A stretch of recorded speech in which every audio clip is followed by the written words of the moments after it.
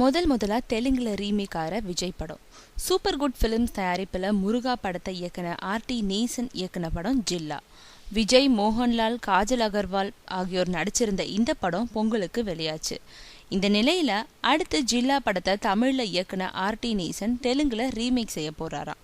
இதுவரை தெலுங்குல ஹிட்டான சில படங்களை தான் தமிழ்ல ரீமேக் செஞ்சு நடிச்சிட்டு வந்தாரு விஜய்.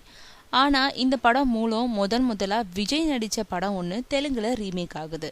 தெலுங்கு ரசிகர்களை மனசுல வச்சு சில சின்ன மாற்றங்களை செய்ய போகிறாங்களாம்.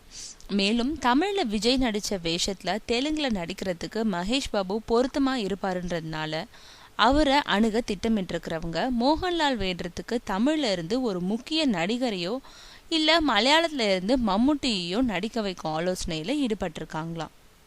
இந்த ரீமேக் விவகாரம் காஜல் அகர்வாலோட காதுக்கு போனதுமே அடுத்த நிமிஷமே டைரக்டர் நேசனுக்கு போனை போட்டு தெலுங்குலயும் நான் தான் நடிப்பேன், நீங்க எப்போ கால் ஷீட் கேட்டாலும் தர தயாரா இருக்கேன்னு தானே முன் வந்து வேறு எந்த நடிகைகளுக்கும் வாய்ப்பை தட்டி பறிச்சிடக்கூடாதுன்றதுக்காக அட்வான்ஸ் புக்கிங் ஆயிட்டாங்களாம் காஜல் அகர்வால்.